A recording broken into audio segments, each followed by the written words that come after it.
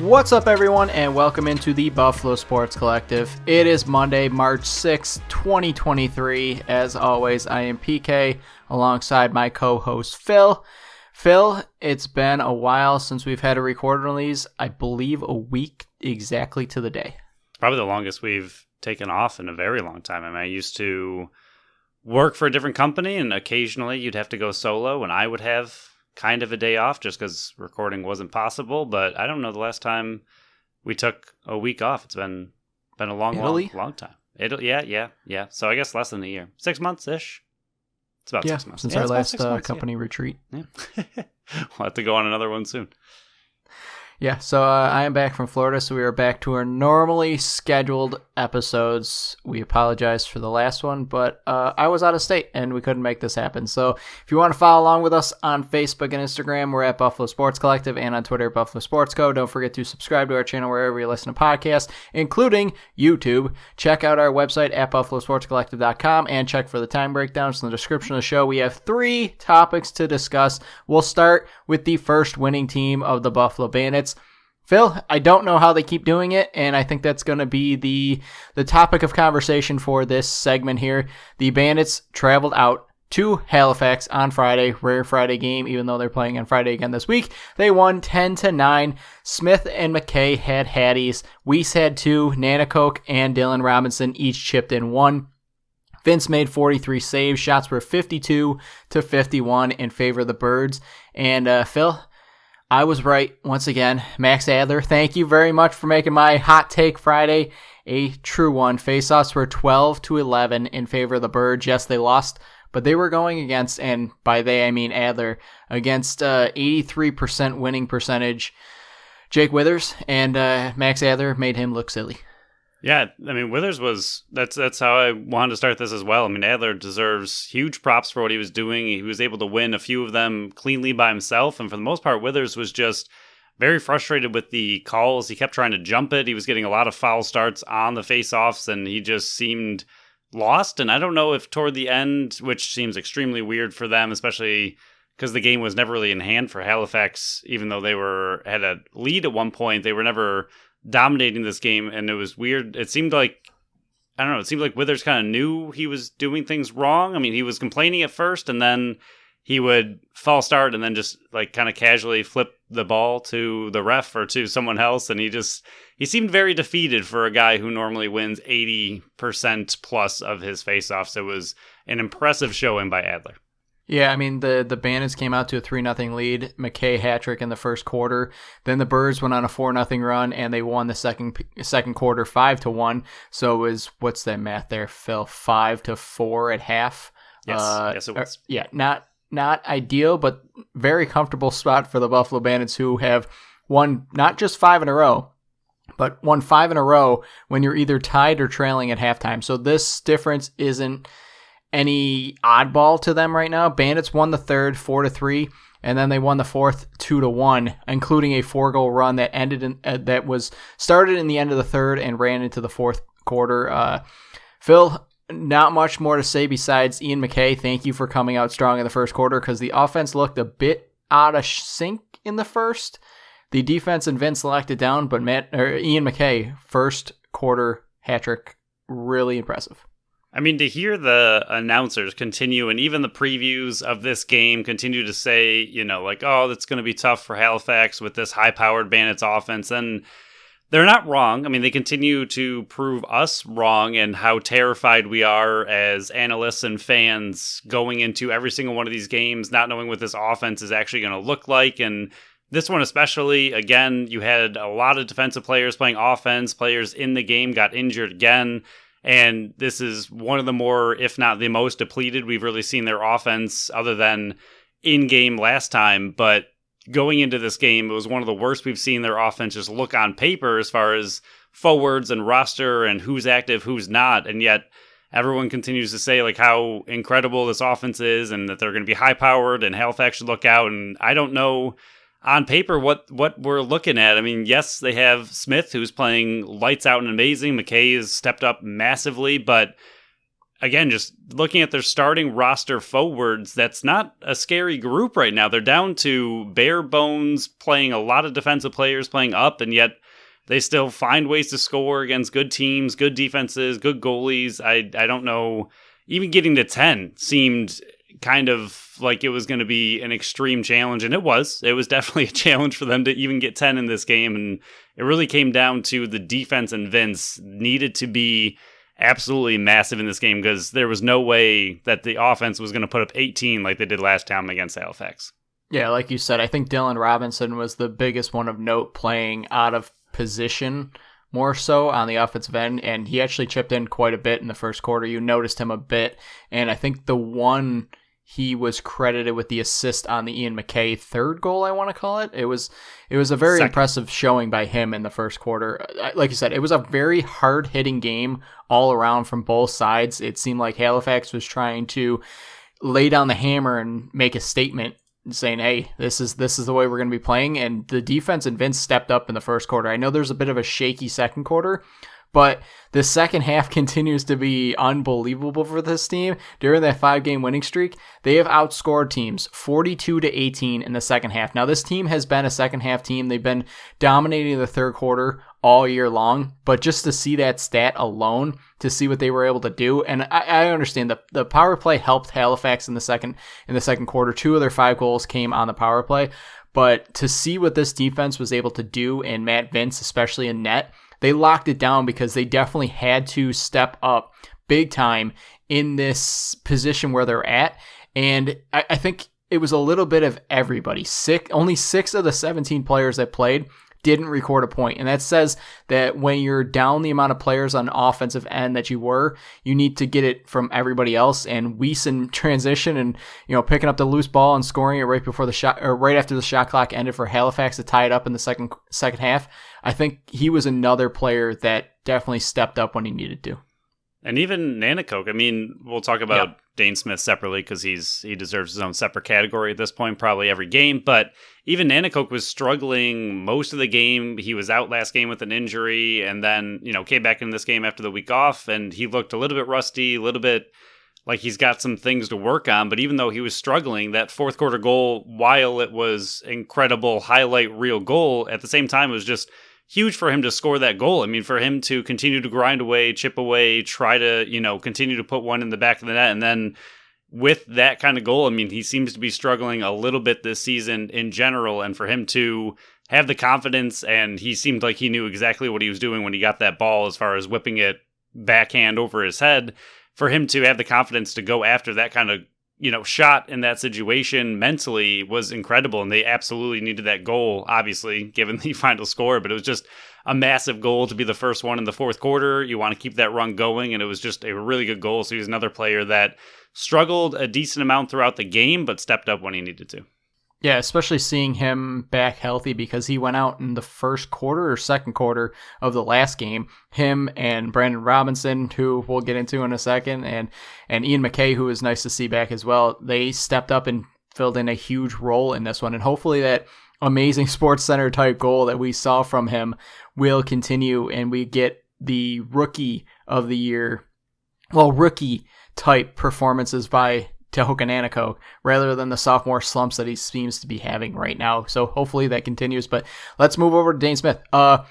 You can only keep the 2-time, Paul Rabel. You do have a guy named Dane Smith who has won an MVP, not just last year, but in 2016 too. So as the PLL wants to say that, Trevor Baptiste was the only black player that has ever won an MVP.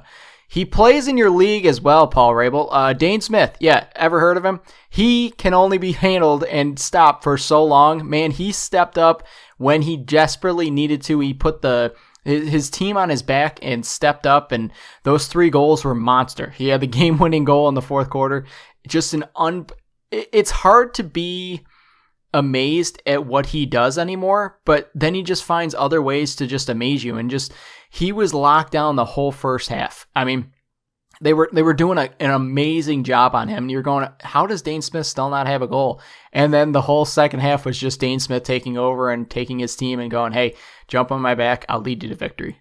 Yeah, it didn't matter who was defending him. They kept switching it up in the second half, and those 3 goals just, I know we talked about it last game with the overtime winner and how much he meant to the team in that game and every single game this season. But that game, we kind of mentioned that's truly what an MVP looks like. Like you mentioned, put the team on your back and score and find ways to win. And that's exactly what we did last game. In this game, somehow he takes that exact mentality and steps it up even more. All of those goals were just pure physical force, domination. I'm going to score, and there's no way you're going to be able to stop me. It was just one-on-one incredible battles between him and the defense, and yet he came out 3 times ahead of the defense, and all of those goals were massive, especially when the team started to get, kind of fall back into their shell a little bit in that third quarter. Halifax rattled off 3 straight, and then luckily Dane Smith was able to rattle off 2 back-to-back to stop Halifax's run, and then, like you mentioned, got the game winner in the fourth quarter. He's a whole different animal. He's a whole different beast, and he is just absolutely incredible at what he can do. Like you said, I don't know how we're amazed at this point every single game, but once again, he does something that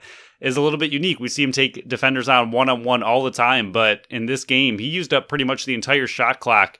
Just him and the ball and the defender, and there was no way you were going to stop him from scoring. So move over to Matty Vince.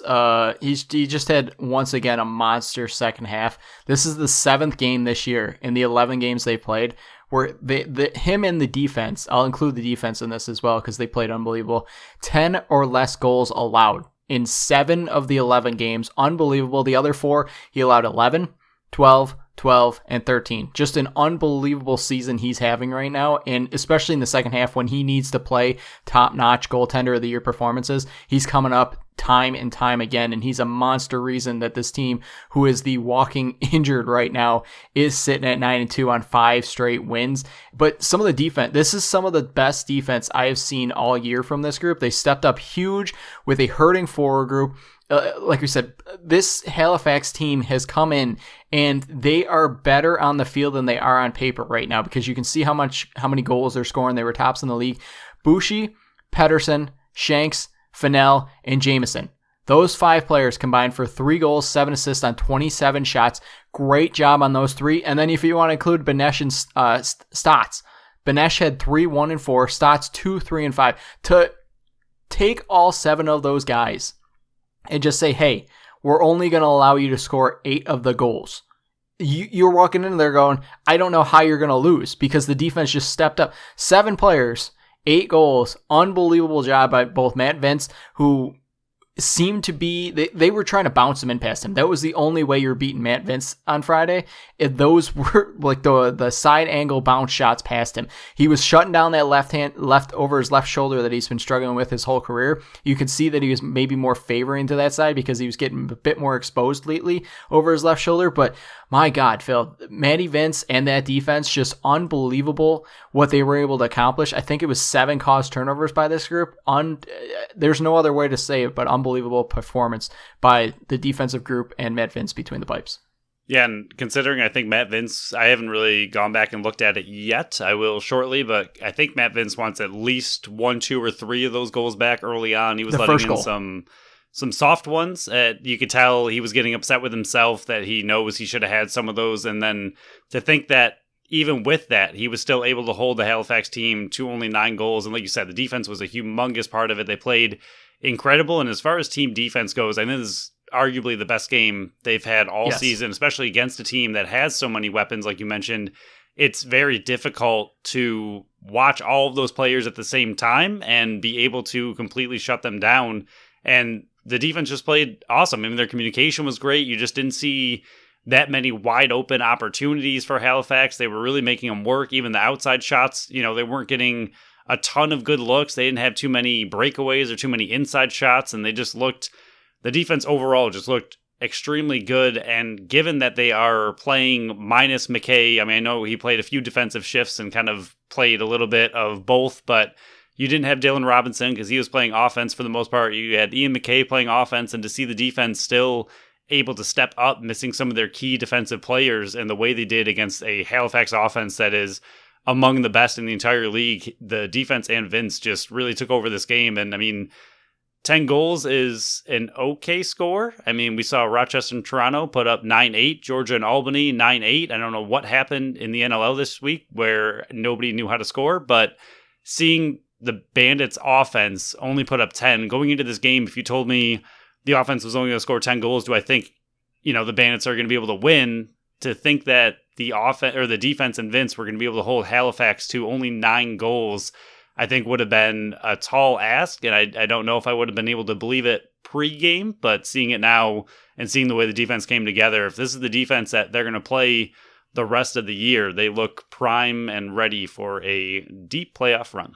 Yeah, just based on our predictions, we also didn't see Halifax only scoring 9. No. You had them scoring 13, I had them scoring 12. So it's just a great performance overall by the defensive unit. Just a few more numbers here.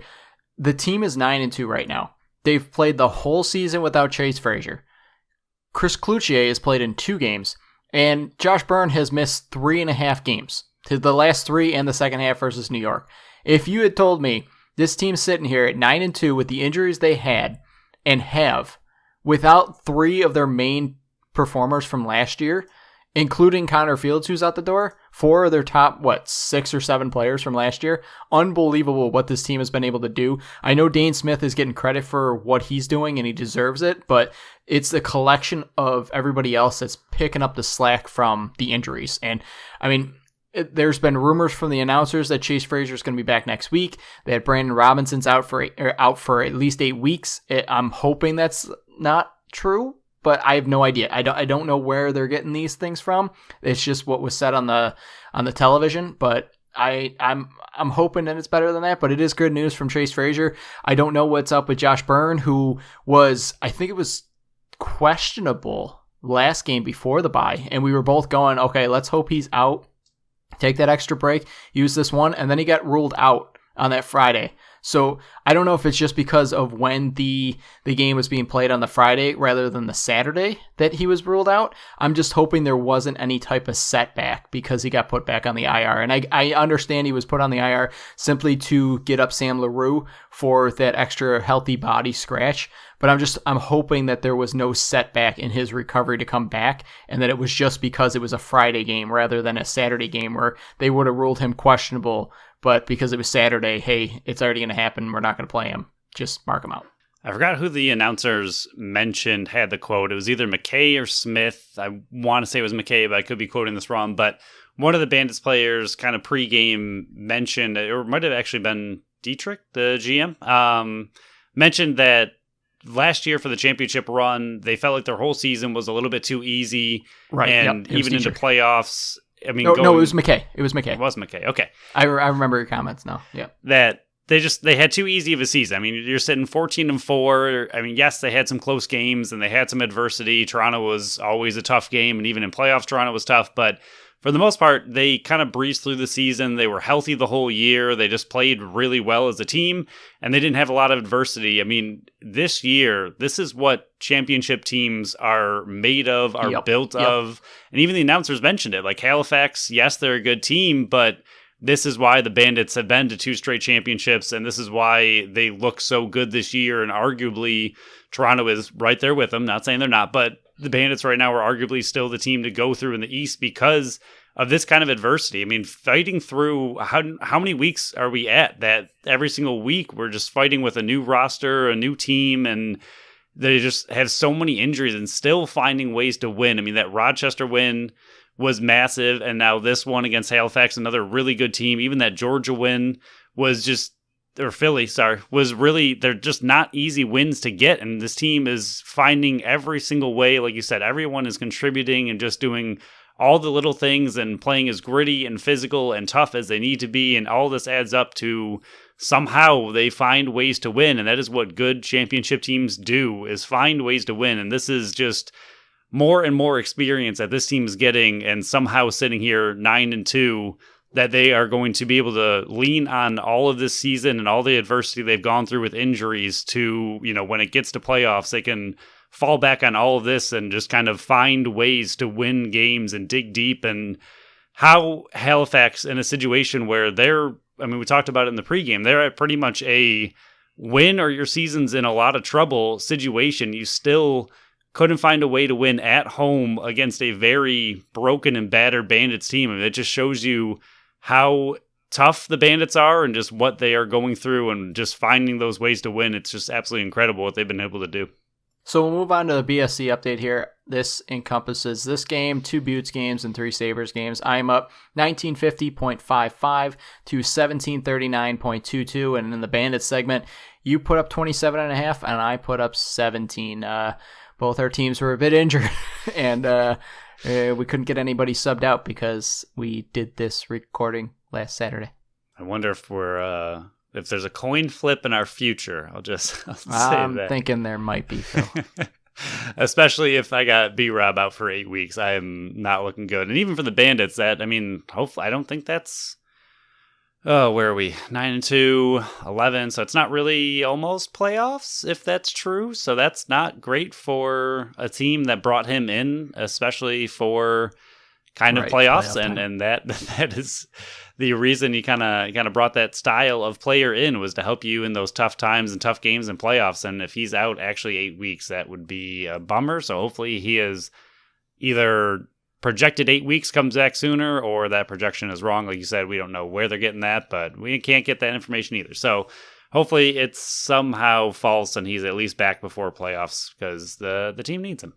So we'll move on to some happy news here, and that's some milestones. Matt Vince, he played on Friday, so he passed Brandon Miller for sole possession of 9th place in NLL history in games played. He is also the goaltender that has played the most games in NLL history as well. So congrats to him. 262 is a lot of games. Congrats to him. Priolo now does pass the great Billy D. Smith for 4th place in games played with 193.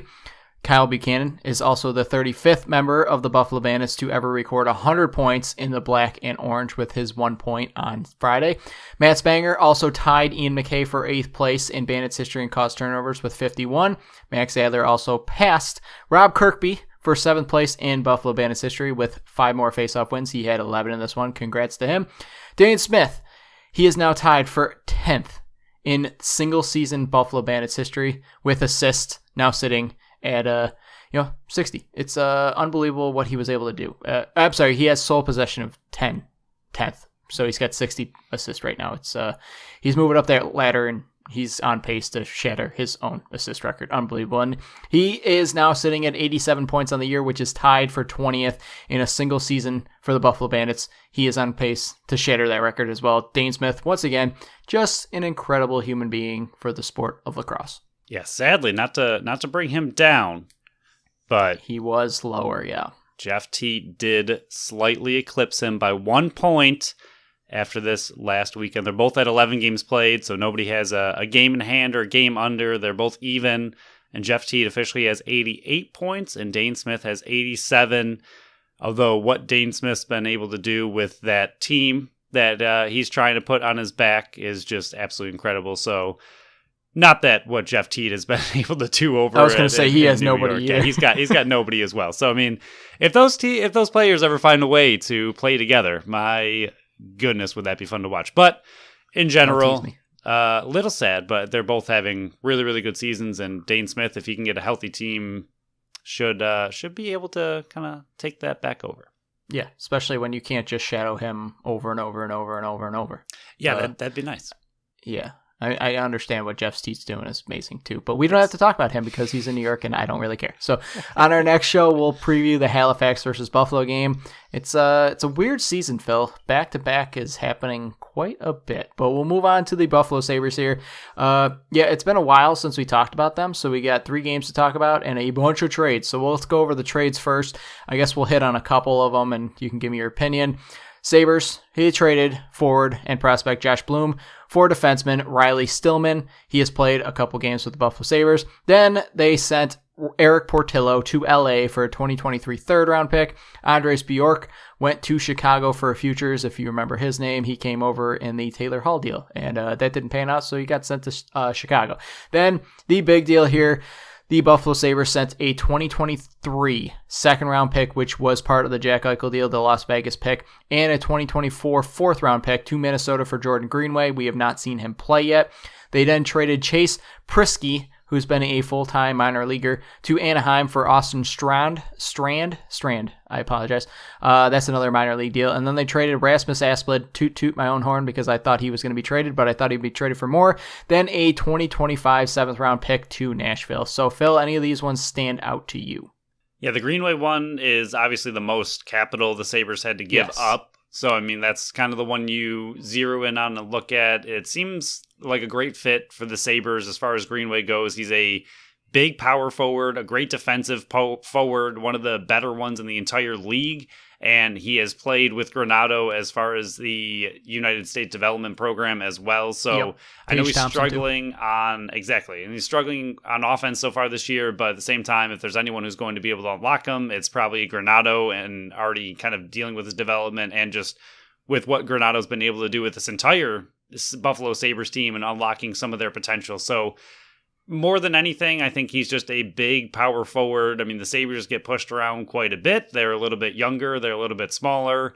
And despite the incredible season they're having, an incredible offense they have, they kind of don't have a ton of grit on their team. Yes, we have people like Peyton Krebs and Cousins and some of these forwards that love to step up and are not afraid to back down. But at the same time, there's a little bit of a difference between Greenway and Krebs as far as size and stature and what someone might actually want to go up against. So seeing them find a way to get a solid defensive forward, especially if they make playoffs, and he's someone who's going to be here for a couple of years, so you can see what you have in him. Like Adams was mentioning the entire time, he didn't want someone as a rental for this team this year. He wanted someone who might be here for a little bit longer. So younger forward, good deal, big dude, and I think it's a good pickup, and I really don't care, as we've mentioned quite a bit on this podcast, about NHL draft picks, because they're all just trash. Yeah, Greenway, I think the biggest thing for Greenway and Stillman is you got that bit of a toughness. I'm not saying you need somebody to go out in the fight, and I know Stillman got in a fight in that Tampa Bay game. Hopefully he's okay. Hopefully it looked worse than it actually is, but both these guys, Stillman and Greenway, not only are they going to bring a bit more edge and toughness to this team that will protect some of these young players, they're also signed for more years. Stillman's still got one more year of $1.35 million, and he's going to be an RFA after that. And then Greenway's still signed for 2 more years at $3 million. So they aren't rentals. You brought in guys that are going to be here at least next year, and I think they fill the role of what we've been saying on this podcast is more help in the forward group. And I know Greenway, he's having a bit of an off year, 2 goals, 5 assists, 7 points. But last year, before the coaching change this year, he had 10 goals, 17 points, or 17 assists, 27 points. That's good for a bottom 6 guy. That's good for a bottom 3 guy. And I think he is probably going to take over that Zemgus Girgensson role of next year, or even Kyle Okposo role next year. And you might not see those guys back, one of those 2 guys back. But I think having him come in 2 more years at $3 million, he's not taking up a lot of money, even though you have a ton of money. But I think you got that depth forward, you got that 5-6 defenseman that we've been needing, and I think they did well. I think you might have cost them a bit more to get Greenway than you might have wanted to, but like we said, you have 3 second-round picks this coming up year. You can't keep stockpiling your farm system, and you're going to run out of room. You're kind of going to be like the Buffalo Bandits, where they just ran out of room and had to send 2 guys packing for nothing. So use the picks to get guys now that will also help you in the future. Like Eric Bortello. He's flat out said he wasn't going to be signing with Buffalo. He didn't see a clear path to the NHL. They sent him out and got a 3rd-round pick. That's what they used him. That's what they used a pick to get him, is a 3rd-round pick. I like that one. I'm happy for Rasmus Asplund to get an opportunity in Nashville. I've always liked him. He got I can't remember the trophy from last year, but it's one of the best defensive forwards in the NHL, and he got a vote for it. So he just seemed like the odd man out. I thought he added value to this team, but I'm happy to see him get an opportunity in Nashville and in the West Coast, so we don't have to see him. So I thought, based on the minor deals that, if you want to call them minor deals, that the Buffalo Sabres did, I thought Kevin Adams did pretty well, considering that Jacob Chychrun would have cost them either Yuri Kulik or Matthew Savoy, and I'm happy he didn't bite and just go, yeah, let's do it. So, Phil, we'll move on to Tuesday when they face Columbus. That is when I was in Orlando, making the 3.5-hour drive from where my parents live up to Orlando to do Universal the next day. And, man, it was an ugly game. They lost 5-3, goals by Tage Thompson, Quinn, and Peterka. Anderson made 31 of 35 saves. Shots were 41-36 in favor of the Sabres. Phil, what's there to talk about for this one? That you didn't use any of your Harry Potter magic on the Sabres. I tried. They could have used it. They could have used it. I wasn't in the park yet. I was like, was it too far away, Columbus, as far as Florida I couldn't goes? channel it. I felt it, but I couldn't channel it. Yeah, that's fair.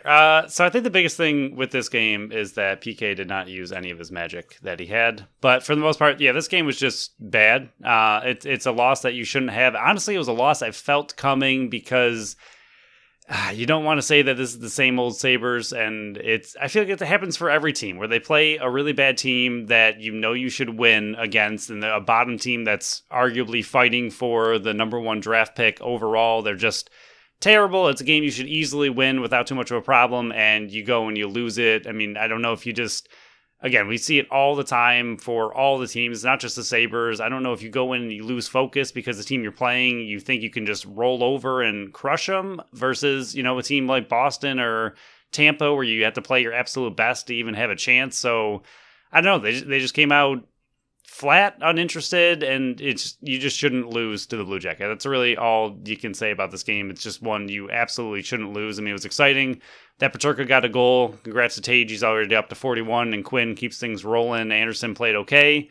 And overall, though, it's just not a game you should lose. Yeah, I mean, coming into this one, this is on the last episode, I was just like, hey, this Columbus, you got to take care of business. They're a bottom team. I know they've been beating some top-tier teams of recent, but everybody seems to be beating the Lightning now. But, coming into this one, Kent Johnson scored right off the bat on the power play, but then 17 seconds later, Tage Thompson scored. I'm like, okay, feeling good. And then 3 straight goals by Columbus. I went, okay, not ideal. They cut it back to 4-3, and you're sitting there, okay, halfway through the third period, you're down 1 goal. They can do this. And then just an empty netter to put it out of reach. It seemed like they came out too flat and tried to get it going too late. I'm happy both rookies scored in Quinn and Peterka for Peterka's first goal since December 13th, so hopefully that gets him going. But it just seemed like this is an unexcusable game where if you're in a playoff race, you can't lose this type of game. And with that, Phil, we move on to the Boston game. Thursday, headed home back to my parents' house. I had just beaten Brooke and my father with my mom in bocce ball. And the beating continued because they lost this one 7-1. Middlestad was the only goal scorer. UPL made 35 of 40 saves. Shots were 42-27 in favor of Boston. Just the score should look better than it did. But the biggest thing I want to talk about is what happened in that final 5 minutes of this game. It's just it's head scratcher. But I'll let you talk about your portion first. I thought UPL played really well. Despite the score and despite, again, you see, just looking at paper, you see 7-1, you see UPL was in there, you say, what the heck happened? Why did he play so bad? I really thought he played really well, kept this team in it, made some incredible saves 100%. That arguably this team and this game should have been even more out of hand than it ended up being a lot earlier if he had not played up to the level that he did. I thought he played really good, so I think the score looks a lot worse on him than it really was. I thought he played a really good game. Other than that, Boston's Boston. They are who they are. They're the number 1 team in the entire league. They don't even have 10 losses yet on the entire season. They're a really good team, and this is kind of just where the Sabres are at. I know, again, the score looks different than it maybe should have been. They played a little bit better than a 7-1 score indicates, but this is where the Sabres are at in their development. Going up against a team like Boston, you want to be in it for as long as possible. You want to try to win. A win would be incredible. Overtime win would be, great to even get there, but Boston is simply taking down every single team that comes at them, no matter how good or bad they are. So the Sabres just simply aren't up to the level yet that Boston is, but early on they played decent. I mean, they played pretty well. They had some decent opportunities. Boston just hung around and played really well. And again, I think UPL kept them in it a little longer than maybe they should have been, but overall, one you kind of want to forget about, but I will let you handle what happened in the last 5 minutes. Yeah, I think you summed it up perfectly. 0-0 after 1, 2-0 after the second, and then the third period is when it all came to. I have no problem with Granato pulling UPL with over 5 minutes to go. Boston would go on to score, make it 4-0. Casey would score 56 seconds later. I have no problem with that one. My issue is when you're on the power play and you pull UPL. That's my issue. It's 4-1. I understand that it's very unlikely you're going to come back from that one, but why would you pull them when you have the power play? They're on the penalty kill. All they have to do is just dump, and it's not going to be icing. That's the head scratcher for me. That's the one I don't agree with. I'm perfectly fine pulling them 5 minutes in or 5 minutes left because you're down and you need to do whatever you can to come back. If they score, whatever, it's pretty much done. It's 4-1. You pull them. I understand the same situation. You're down. You need the extra body to try to score. But not on the power play, man. You can just dump the puck. It's then the team pretty much it looked like it quit. It was 5-1 at that point. The last 2 goals where you had to put UPL back in, neither of those goals should have went in on him. The team just looked like they quit that final second. 24 seconds later, after that empty netter, they score shorthanded. Then they go on and score one more 52 seconds later for good measure. It's just they had 2 solid periods, and then the team pretty much just quit those final 4 minutes. I have never seen that from this team, and I guess we can move on to the Tampa Bay game in just a second, but I was hoping that wouldn't continue and that Granato would just lay into them in the locker room and just say, this is unacceptable. We do not play as quitters. Boston had nothing to play for. They were up 5-1, and they were still pouring it on and just going, hey, this team's bleeding. Let's cut them even more. And it's just unexcusable for a team to quit like that, especially on a goaltender that kept you in it through into the third period.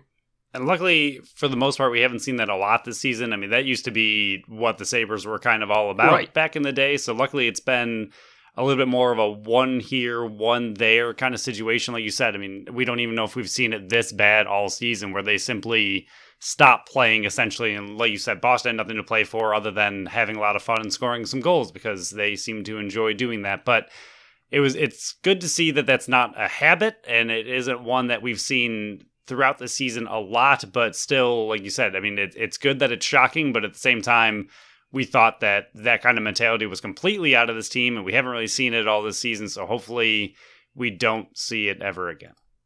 Yeah, and they definitely worked out of it quick, so maybe Granato did just tear him a new one in the locker room, because Saturday versus Tampa Bay, you can't go on a 3-game losing streak, especially in this type of race where we're saying, hey, win 3, lose 1. Win 2, lose 1. That's what we've been saying to keep climbing in and staying in the race here.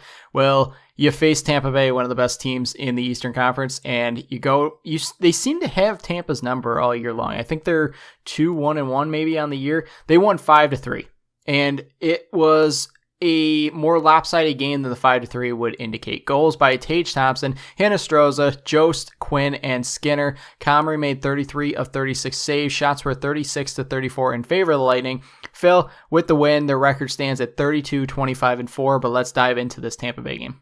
This is the first time they've beaten Tampa Bay in back-to-back games since 2018, February 13. So pretty much, 5 years that they haven't beat Tampa back-to-back. So that's exciting. And like you mentioned, kind of having their number, they are 2-1-1 against them, but even winning back-to-back against a team that isn't falling off. I mean, Tampa Bay is still very good, and they're still a very solid team. So to see them kind of have a good team's number is fun for the Sabres, and something that we haven't really seen a lot of for I don't know how many years.